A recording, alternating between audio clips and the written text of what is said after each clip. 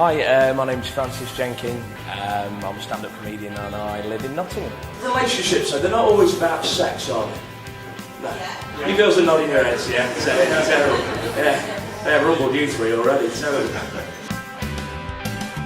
Been going just over a year. It's been the best year of my life for doing this.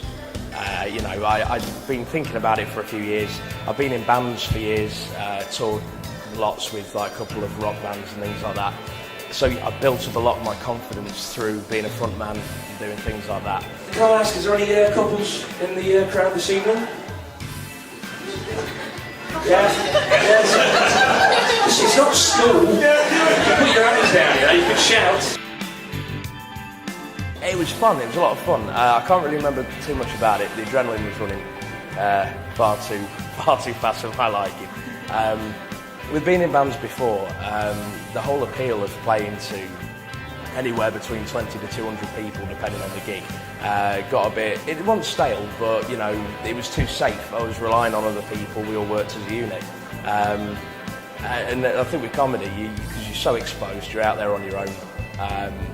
And it was just, it was a lot of fun to just try something different. Yeah, there's probably what, I'd say about two and a half couples. I'd say one person's undecided, not entirely sure, yeah. I was going to dump it tomorrow, I'm not sure.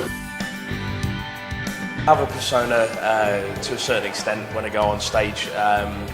It's just a slight embellishment of how I really am in real life. I still act the same way, but it's just I'm a little bit more daring because people don't want to, when you're sat in the pub with your mates or other people that you've only met for the first time, I don't really like to give too much away. It's just kind of, you know, but when you're on stage, obviously you're bare all bones, so it's a slight persona, yeah. But it's not, you know, we all remember falling in love for the first time, don't we? You remember Sir, Madam? Yes! Favourite? Yeah, well, that was a good guess, wasn't it? Yes! Yes, I'm still going through it now. Put the love heads out. I don't tend to really like chatting to people much before I go on stage because I like to try and focus on what I'm supposed to do. I get quite obsessed in a way about what I've got to remember. So that is a bit of a no-no really. So if anyone ever tries to talk to me beforehand and they think I'm being rude, I'm really not. I'm just being a bit special. So. 43 years ago he can't remember. Well, he's a man. He doesn't have to remember that short job. You remember for him. The thing that makes me want to do it the most is that people say, for the viewer, for anybody who sits in an audience and watches stand-up, like myself whenever I go and watch my favourite stand-ups or anyone who's touring, it's a really enjoyable experience. It's fun, you really have a good time doing it. But actually performing it is totally different. I enjoy it, but in a way that I would never really be able to relate to openly. For anything, it's more cathartic. I think it's cheaper than going to a psychiatrist, really. So if you can just say out your grievances, if you make people laugh while you're doing it, job done, really. My head got a little bit too big because I found out that there was not one but two girls, count them, not one but two, yeah, that was hard to believe, that actually fancied me. And I thought, right, this is great, because I kind of do fancy a bit of intercourse this summer. So I'm going to make a bit of a list, and I'm going to pick one of them. So I made a bit of a list. But then I got bored of this list, and I thought, I'm just going to go in blind, go with instinct and pick one, right? Now, the one I should have picked, she went and got married to a very close friend of mine a couple of years later. They've got two very beautiful little daughters, and I pretty much cried myself to sleep every night thinking about what could have been. On the other hand, because I hadn't written the list properly, I asked my mate about this other girl. I said, what's she like? And he takes me back 3 words. He said, she's proper filth. So I went, that'll do for me.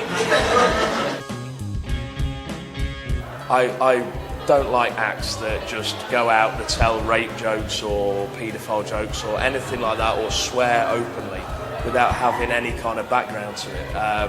It's needless, very pointless. It's all you've got to sell yourself to your crowd. I was a young-looking teenager, right? And everywhere where I lived at the time, all the news agents, petrol stations, things like that, they were a little bit strict.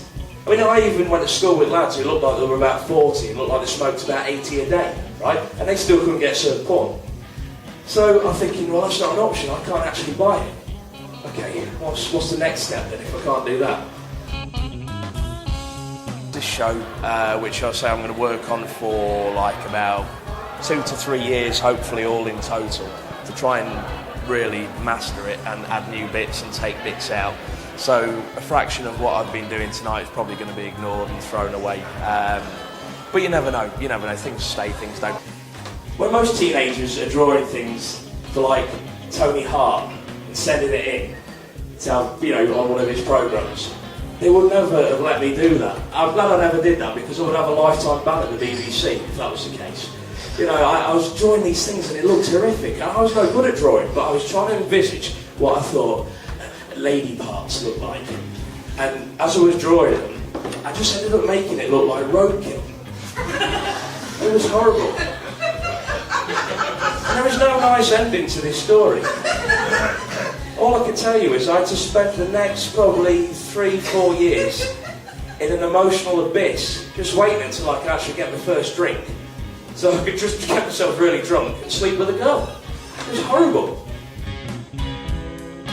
I urge new comedians to just grab things by the throat and just go for it. If you do it and you don't enjoy it, it's not for you, walk away, then that's fine, but at least you can say that you've done it. I did it the once, it felt amazing to get out there and do it. I got a good reception for it.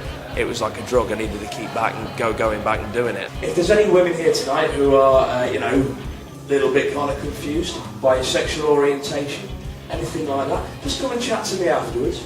And I'll give you my number and we'll go out for a few weeks. I'll wine you, I'll dine you, and I'll pretty much make your mind up for you that, yeah, you actually are gay. So, thank you very much for listening. I'll be Francis Jenking. Thank you.